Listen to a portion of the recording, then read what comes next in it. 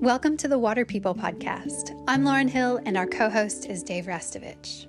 Prior to the start of our third season, we sat down with our sound engineer, Shannon Sol Carroll, to recalibrate on the whys of making a podcast at all, and some of the themes that have begun to emerge amongst the 21 episodes of Season 3, including the first episode this season with filmmaker and entrepreneur Cyrus Sutton, who we mention only by first name here in our chat.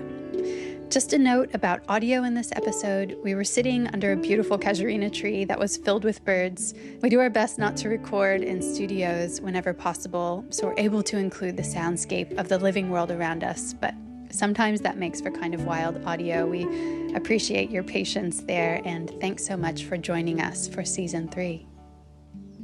Our podcast comes to you from the coastal land and waters of both the Bundjalung and Gubbi Gubbi nations. We'd like to acknowledge these traditional custodians and pay respects to elders past, present, and emerging. We'd also like to extend that respect to all First Nations people this podcast ripples out toward.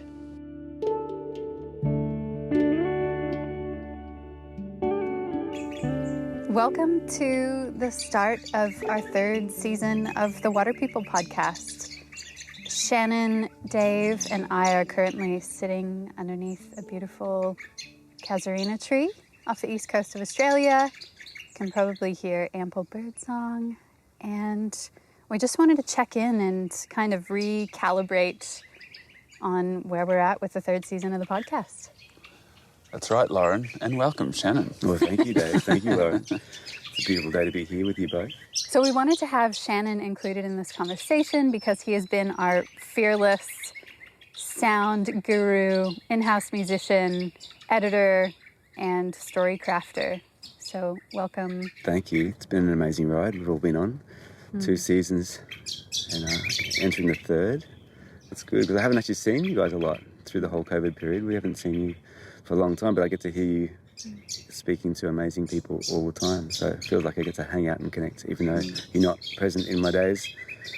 I guess that's really at the heart of the podcast and why we wanted to create Water People as a podcast, to really solidify relationships that we have with people existing and new with water people around the world, to gather, as many of us have done in the past, around a campfire after a day where you're just exhausted from paddling or sailing and your mind is fully soft from all the blueness you've been absorbing. And I guess our story with the podcast is that we've all been friends for a long time. And so I wanted to talk a little bit about that and sort of set the scene for where this podcast grew from. Well, I know that when Shannon and I first met, which was many, many moons ago, and our grey hair can attest to that, but we were, gee whiz, it was probably, somewhere between 15 to 20 years ago. And that was a time in life where essentially we were just, deep diving really into music and surfing. I remember when we first met, it was just so fun and so enlightening to play between those two worlds. And for me, I know at that time I was real, corpo boy, pro surfer, rat, travelling the world surfing and having adventures and stuff. But I actually felt quite lonely. I was travelling with people I didn't really align with in a lot of ways. And then when we met up, it was just like, oh man, you're willing to go anywhere in any conversation and have such a creative and curious mind for just fun conversations, just like willing to go anywhere, and then also back it up with actual practice and effort in those things. So it's like we'd talk ideas and stuff, but then we'd go, oh, well, let's fill a house filled with people who play music and surf, and let's hang out and let's record it all, and then maybe we can film some of it and do projects that would actually turn into something. And I remember that just being so meaningful for me at a time where I'd come from a very one-dimensional pro surfing world where you have to be singular in your focus to make it as a top technical surfer. So anyway, that was just, I remember the start of that feeling so great and just feeling like, oh, I found my people. I remember that feeling. It was just really neat. And then a million things have happened since then and now, and lots of conservation efforts and different things that we've done. But you were together in Japan for making the Cove. Yep. Lots of... In Africa, making... Yeah, making music and surfing Present? for Thomas Campbell's movie, The Present. And that all seeded from the Life Like Liquid recording too, when we did that. Yeah, filling the house, that's right, because Thomas just rocked up. Dropped in and he's checked it all out and met everyone, and we were doing like live improvised soundtracks to George Greeno's Innermost Limits of Pure Fun and Coming with the Dawn and Crew from King Tide and Ochre and Ash Grunwald, and everyone rocked up, and then Thomas was there going, wow, yeah, checked it out. And and I know that like the opportunity to fill the spaces, so it's like fill the space between surfing with music, is just unbelievable. Like that's just one of the funnest things in the world. And then you have kids and they become like the funnest thing in the world between surfing, all that sort of stuff. But at that time it was like, that's what we were all obsessed with. It was diving into altered states through elongated improvised music, like really just playing for hours and in a way that was such a mimic or echo of the surfing experience, being for hours and often in quiet corners of the world and away from human-dominated lineups and everything. And I think just naturally from that sort of starting place, it's led to so many friendships and encounters with really interesting people.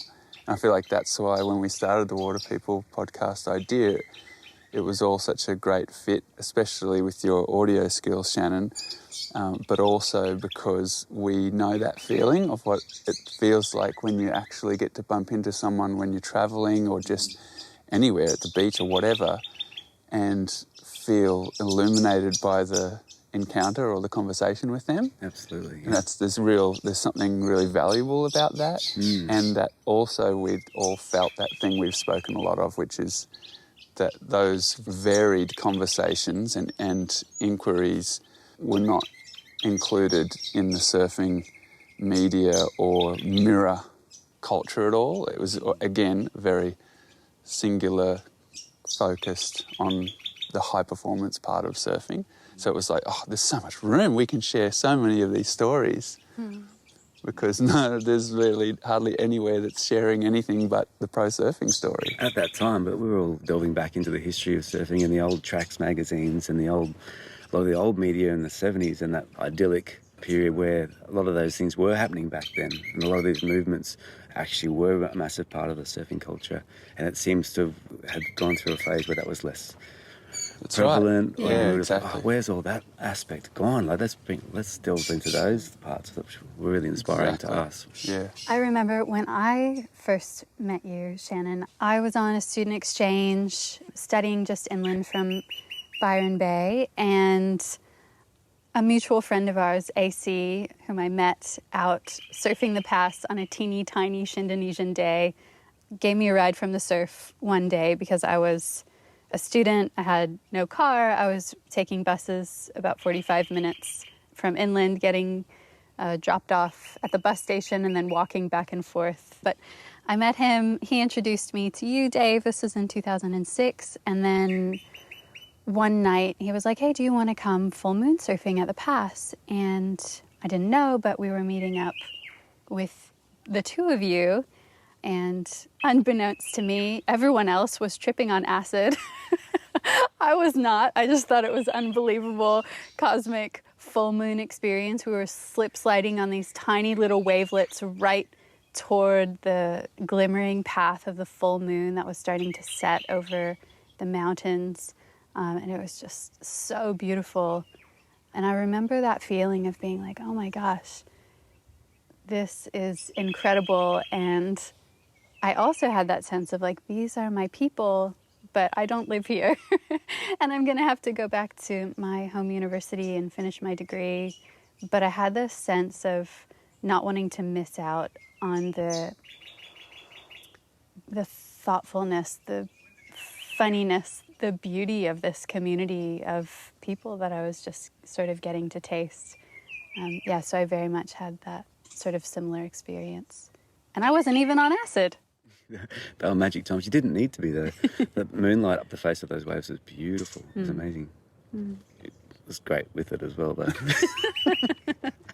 No comment. Yeah, well, I remember those times as just times of curiosity, and they really don't feel that different to now.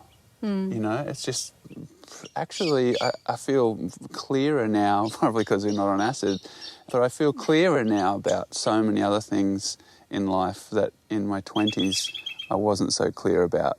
And I think that's one of the unsung aspects of growing older that you don't hear so much about perhaps when you're in your 20s, but like just clarity around what it is you are going to spend your time on, where your energies should lie. And I feel really grateful and actually look back and go, oh, this is a very natural point to have gotten to right now, where there's a balance of copious amounts of surfing, growing food, raising families, being with our loved ones, but also along with that very localised type of life, tying into the broader surfing organism that we've grown up and grown out of, and that it's really nice to be able to have the conversations we have with this techno device here that looks like a bizarre sea urchin meeting a fuzzy cat crossed with an octopus.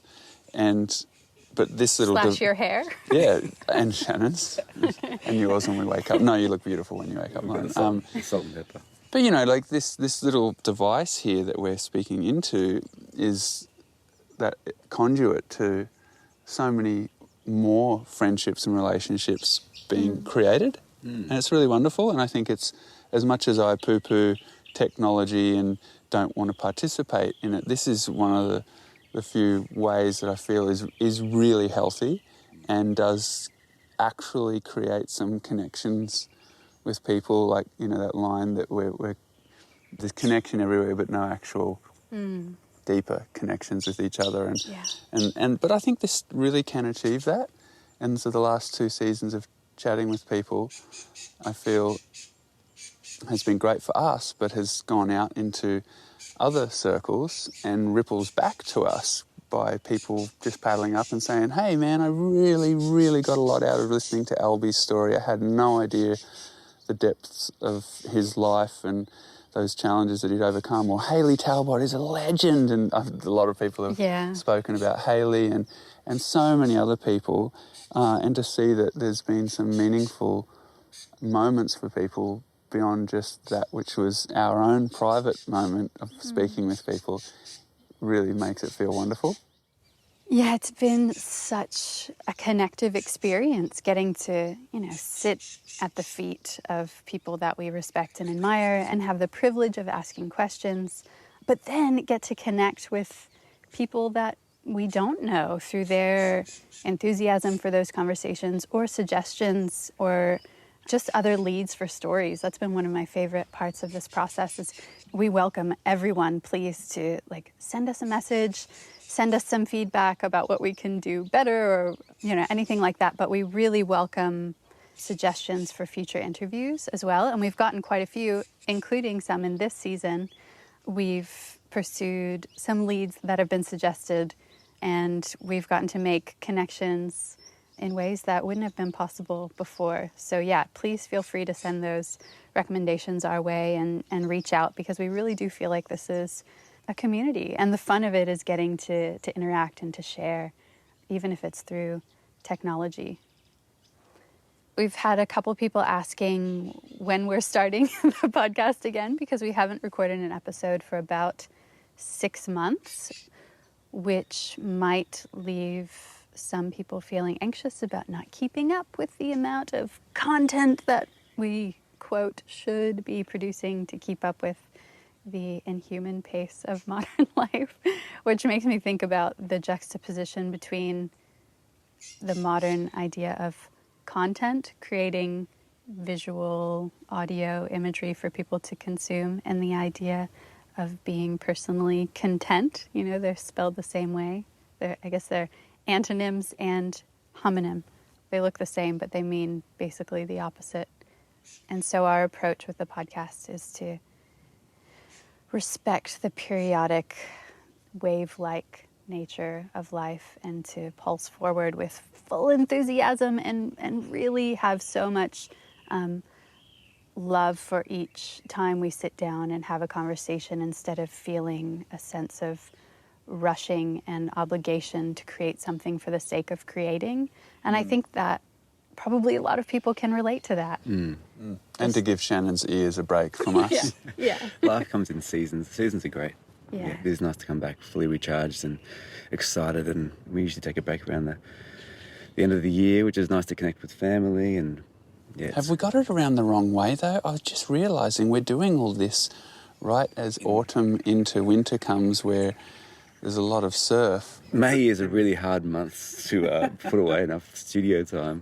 The surf's been so good. Yeah, but it's always, for us, we're all stoked no matter what the ocean's like, but maybe there's a review of that to happen. But the seasonal aspect of it is so lovely. I love that you've both put it that way, and that there's an actual moment of longing and just like that anticipation when you're running to the water because you're so pumped, and the wind's offshore and there's a chance of swell and everything, but you can't quite see the waves yet. You're running through the sand dunes, through under the trees, and how that feeling of anticipation is so exciting. I actually remember Derek Hine saying years ago when we were on a long, long-winded travel trip to get to a surf spot, he was saying that was his favourite bit, more so even than the waves, was the anticipation.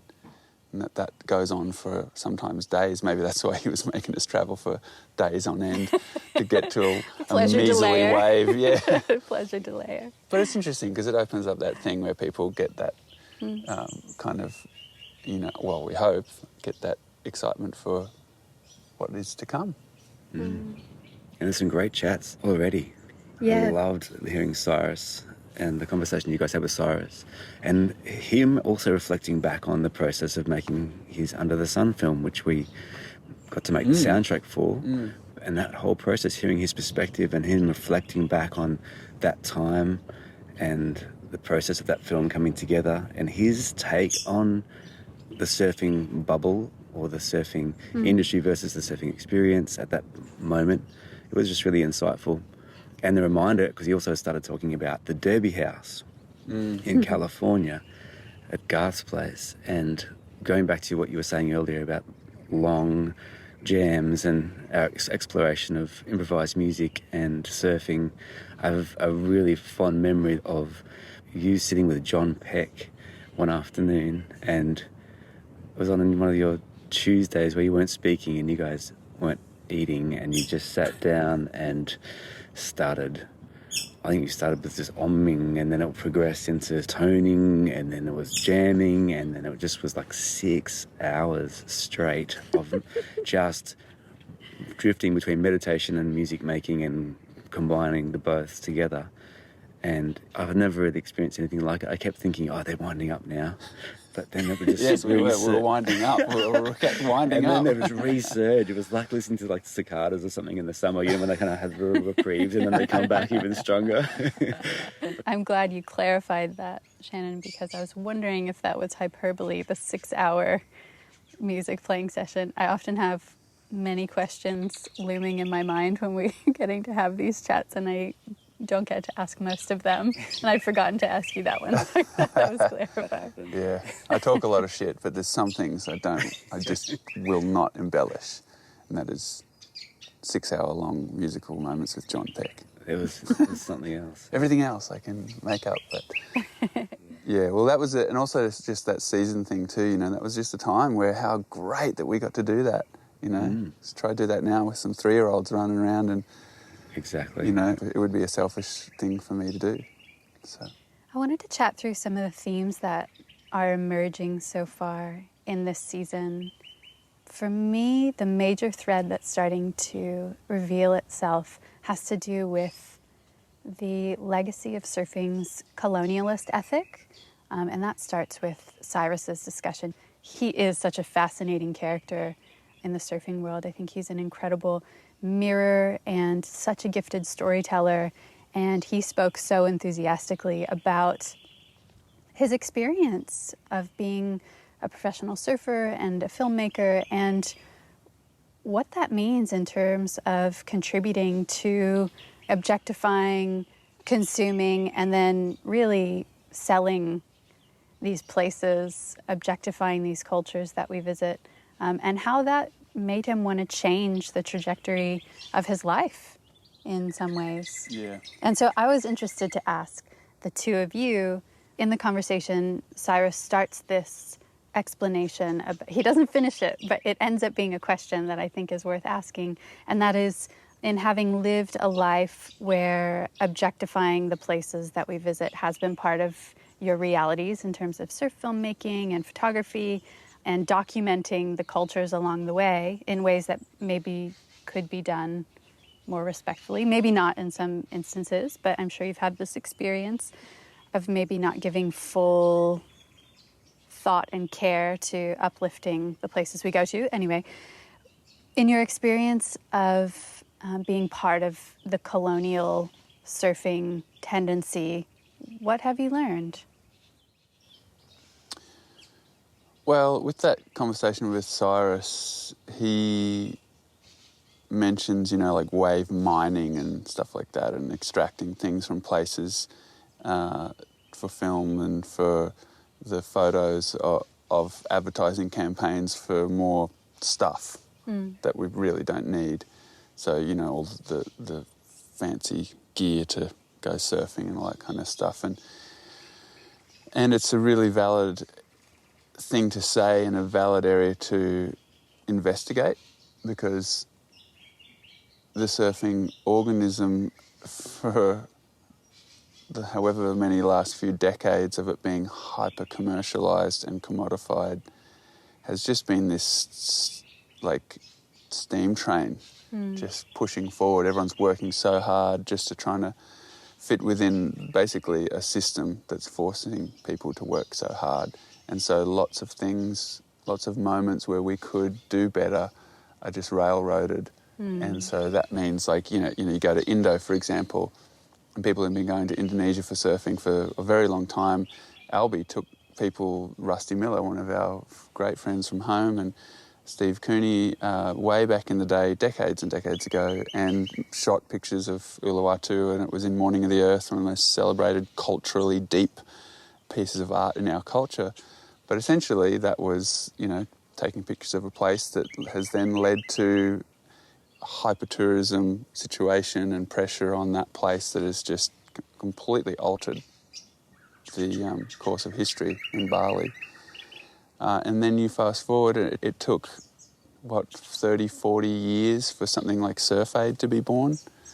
A group that was essentially just a surfing doctor going there, seeing that people were really struggling on these outer islands, and he started to do something about it. And that is a wonderful, healthy expression of surfing going somewhere and helping out. But it took quite a long time to get there. And there are so many of those stories happening that are much quieter, that don't have the profile that Surf Aid has. There's lots of surfers doing great things around the world for other people and for places and other animals. And again, that's why we have these conversations, so that those people, their work can be shared. People like the other person we've just recorded with, Taki Gold, working in his home country of Liberia to better the standard of living, quality of life for women there. And those stories are really embedded within surfing culture, but don't typically get a lot of airtime. And that's what makes what we're doing, I think, more pointed and inspires us to get stuck into proper stories, because they hopefully can lead to more support to those sort of initiatives and those sort of efforts, to offset that colonialism that you're talking about.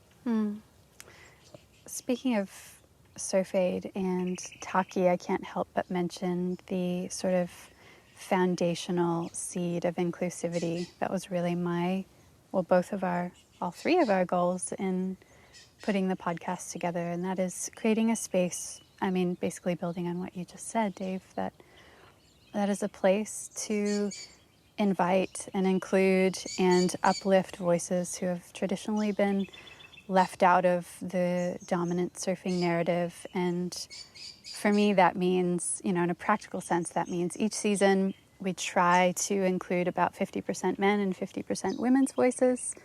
And I have to say, last season we got one review that really stuck with me, and that was someone saying we haven't been inclusive enough of people of color.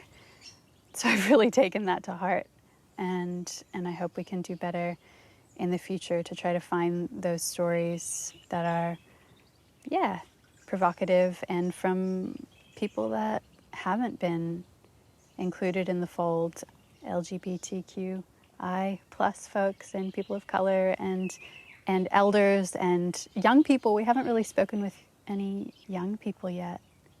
Yeah, so I just wanted to shift that question over to you, Shannon. Do you have any reflections on the colonialist surfing ethic and how it has shaped your relationship to surfing or surf culture or community?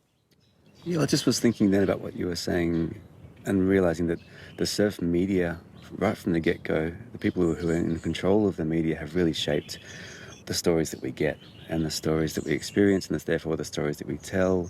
But all these stories are best heard from the people themselves. And I think I love this podcast because every single person we speak to, they get to share their story and we get to hear their story from their perspective in a long form context. And the more we can speak to people from all over the world, of every age, of every gender, of every nationality, of every different continent and place, the better. I just want to hear more stories from more people, from them personally. That's so true. Yeah. I mean, and for me, what feels so beautiful is that to widen the circle of what it means to be a surfer is to actually return surfing to its rightful lineage as developed in Polynesia of surfing being for everyone. It really was. I mean, there was some hierarchy from, commoners and elite or royalty, but surfing welcomed everyone, young and old, all genders, and hearing the breadth of stories from within modern surfing culture and how diverse and textured those stories are helps me realize how incredibly narrow the lens through which we've seen surfing has become in the last, 50, 60, 70 years, and how that's just a construct and we can change it. And hopefully through the podcast, we can be part of fleshing out and returning to what surfing is, and that is a gift for everyone. Yeah, and I like that you said the construct and that really it's sort of naturally deconstructing now anyway. Like you look at the surf industry, what really is it? It's nothing like what it was in the 90s and early 2000s where we were all being so spoon-fed from the big surf 3 companies essentially, and then all the other ones scrapping around them. And all the films and all the material that was being put out, all the surf magazines, it was just a full-on steam train of escapism. It was always just escapism, because I remember when I was coming into my period of being a free surfing guy and trying to write things of a sort of alarming conservation nature, it was nearly impossible to get those things printed and put in surf magazines that all just wanted to be about having a good time and escaping the world, And so it is a wonderful thing now that those companies have folded, and it's wonderful because most of them are public. It's not some struggling family business that has gone, A over T. It's this terrible systemic thing of a company going public, losing all of its conscience, basically. And then now they've all just done the typical capitalist thing of devouring each other. And so that's all dissipated. Then we've got what magazines left? Surfer's gone. In Australia we still somehow have tracks Surfing Life and Surfing World.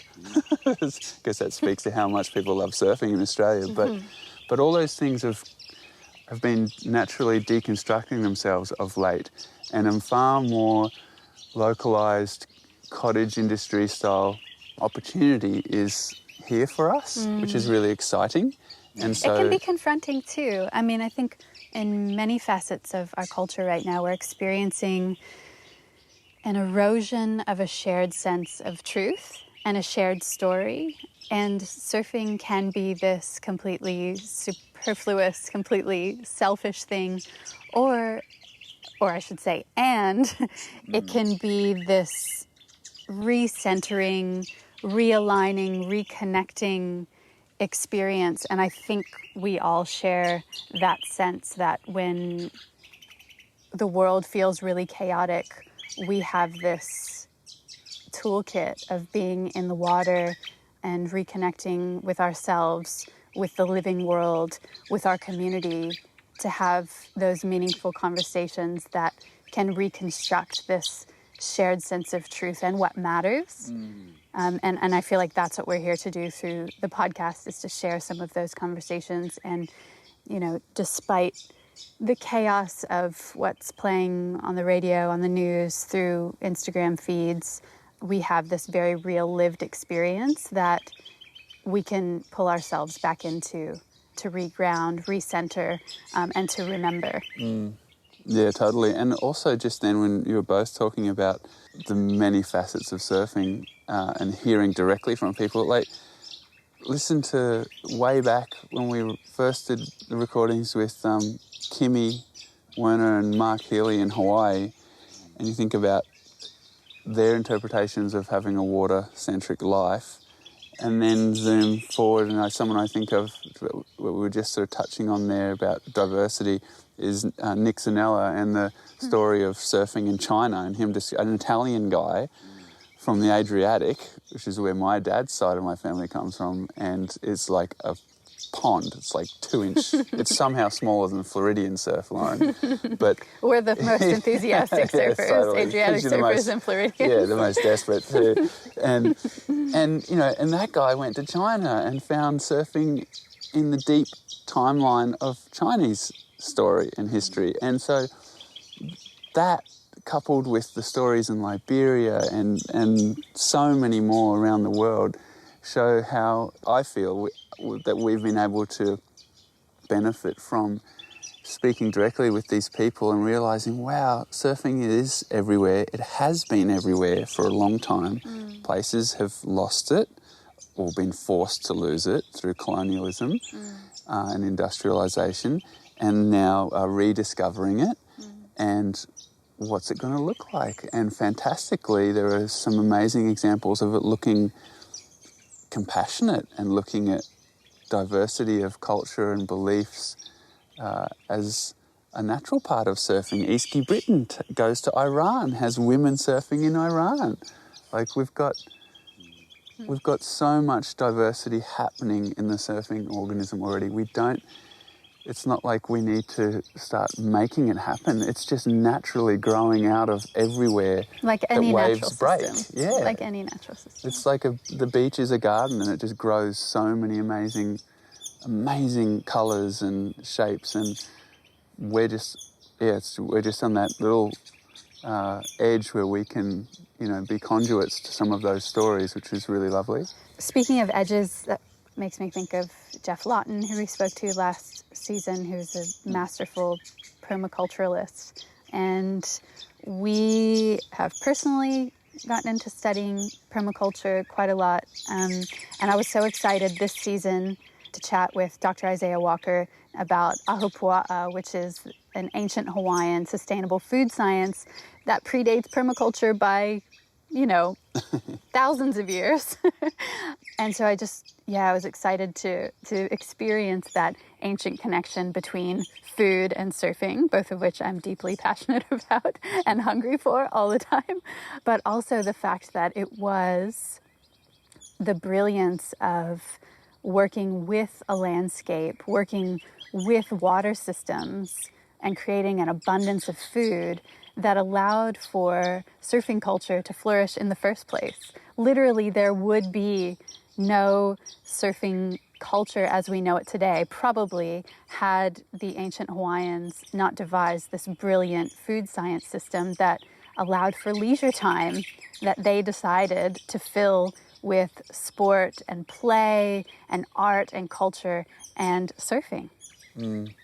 So yeah, another one of the themes that we're exploring this season further in depth has to do with food choices, permaculture, and of course paying homage to the brilliance of ancient Hawaiians and their many contributions to our culture. And I love Jeff Lawton's observation of patterns and pattern literacy, which actually brings me to a question I wanted to ask you, David, because Oh, no. since we met, almost 20 years ago, one of my favourite aspects of surfing with you is watching what you see versus what I see, like where you decide to sit in a lineup versus where I decide to sit. So I think, okay, I'm going to sit here because I'm seeing these ones come through and I'd like to take off there.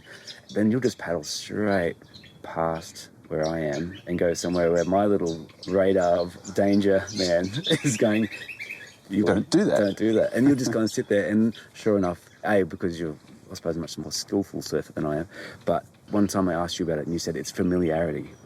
And is that, do you think, related to pattern literacy? Well, if it was familiarity, I was probably full of shit. I was just making something up when I said that. But if it was taking the pure logical route, the Vulcan route, if it was just familiarity, then the oldest surfers in our surf communities would be in the spot every time for every swell at every lineup. Well, look at Rusty Miller at Lennox. And he is, but that's true. So maybe it is familiar. Maybe I wasn't completely full of it then I said familiarity, but that thing of full immersion, and I see it when Jeff's in the garden or on his property and he's looking at the space that we're sitting or standing in and truly fully there with his attention, like every little blade of grass, what type of fern, what bird is singing like that beautiful bird just did, where it's sitting, every little thing is noted. And because of that, he is able to cultivate food and green the desert in Jordan and do all these crazy things that people think are crazy, but essentially are just really displays of specific attention, very specific attention. And I think with surfing, reading water is exactly the same. Every little ripple that's bouncing off, every bit of water that's got a bit of sand stirred up from the bottom can tell you that there's motion under there, and if it's clear out wide, there's a back current. There's all those little things that are adding to that opportunity to take off in a spot where others might not feel that is appropriate or whatever. May I add a layer? Yeah. I wouldn't dare to speak on your behalf, but what I have observed with both Jeff and yourself, in addition to full awareness, is time. The development of a relationship over time. It's that 10,000 hours concept where you, after spending 10,000 hours or more at something, you become an expert. You build up your sensitivity and your skill to a certain level that makes you masterful. And I think that that's true. I mean, having had surfing been your life and your livelihood has given you the advantage of devoting as much time as a human possibly could devote to watching, observing, and being on, in, and under the water. And that can't be underestimated. It really has been the privilege of time, in my observation. Yeah, I feel like though that is true, there is also the other aspect of when someone comes to surfing new.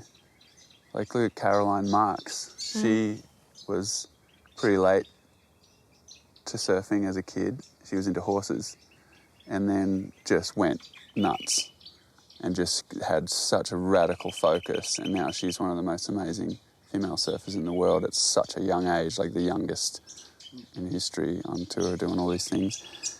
So there's something else too that transcends linear time and putting the hours in as well.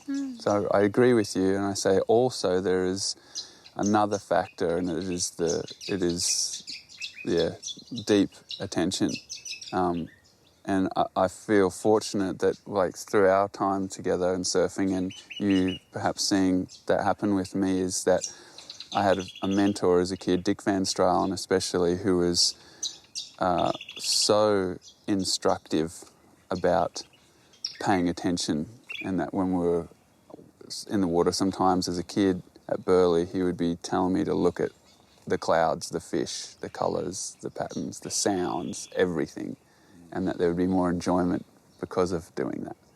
So I don't know, maybe I just really took that to heart, and I'm glad I did, because it's worked out amazing for me. And it's applicable to lots of other things. And a willingness to lose some bark. Like, you know, you've got stitches in your leg right now from copping your fin 2 days ago at this little spot that we're surfing, which isn't a huge wave, but is a very thick wave. And I just got stitches out of my foot just before we got here. And the last time we were in this location, I blew my eardrum and hacked my head open with my board. And so you've got to have like a willingness, an acceptance that you're going to lose some skin. You've got to have skin in the game, as they say, and that's part of it too. You know, that, like, the vulnerability in surfing is that you're going to get shredded. You're going to cop it on the rocks sooner or later. Sometimes your board's going to hit you. That's just part of the deal. If you want to have those experiences, the deep experiences within surfing, and the same could be said for having conversations with people, opening up to pour your heart out, like Kimmy Werner did for the very first conversation of Waterpeople, tearing up, and my skin's just fully goosebumps thinking about how she was like, oh man, I'm going to go there, I'm going to talk with Dave and Lauren like this, and she did, and it's meant a lot to a lot of people. Or Albie. And to me, her willingness to be vulnerable validated this whole project. You know, to sit down for our very first recording and have Kimmy Werner, this incredible, skilled water woman who is just remarkable in the water, be so willing to open up and to go there and to dive deep on land with us, with people she doesn't know especially well, was just permission to keep asking these questions of people we respect and admire. Yeah. And that leads us to this season, and hoping that feeling continues, of course, in varied ways, as it always will, because everyone's got their unique story. But essentially, it is that willingness to be like, oh, okay, I'm going to say something personal here, but it will help perhaps with somebody else who's going through a similar thing, or at least it'll be a great story. But that really is the feeling with it, isn't it? Like afterwards, when we push the little red button off and we bounce around trying to move the energy in our bodies because we're like, oh, wow, that was amazing. That's the feeling, and that's what we hope people feel also in their own unique way when they listen, is that little spark has been passed. And what is that? And means something. What is that spark? What is that transference of energy? How do you articulate that? You know what it is? It's the barriers, it's the armour, it's the calcified layers that we have on ourselves being dissolved. And the emotion, when it stirs in our inner ocean, pours out like a wave and pours into whoever we're with. And that can happen with us just sitting together. And somehow it can happen through technology, these microphones into your earbuds or whatever, and that washes in, and it's that freshness, I reckon. It's that feeling of a new wave washing into your world and stirring things up.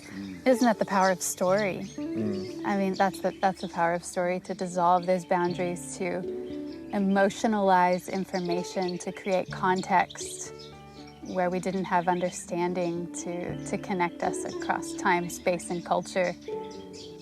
Yeah, it's so powerful. And to be privy to the conversation. Like when I'm sitting in the studio listening to you guys speak with someone, I'm at the table. And so everyone has a seat at the table with you and your guest, this is an incredible thing. Like, I feel really lucky to be privy to those conversations with the people that you do speak to. Well, we feel lucky to have you editing the podcast to make us sound less ridiculous than we probably do on the live recording. It's a lot of work. I hope I press record.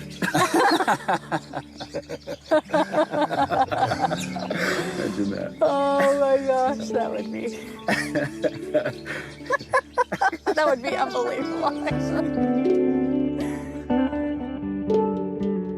On behalf of myself, Lauren Hill, and my partner in rhyme, Dave Rastovich, thanks for making the time to listen with us. Special thanks always to our sound engineer and in-house musician, Shannon Sol Carroll. If you have a spare moment, please consider leaving a review of the podcast or sharing an episode with a friend. Both help us to keep the podcast going and find the best stories from our global community of water people. We'll be continuing today's conversation on Instagram, where we're at Waterpeople Podcast. You can find every episode and some extras on our website, waterpeoplepodcast.com.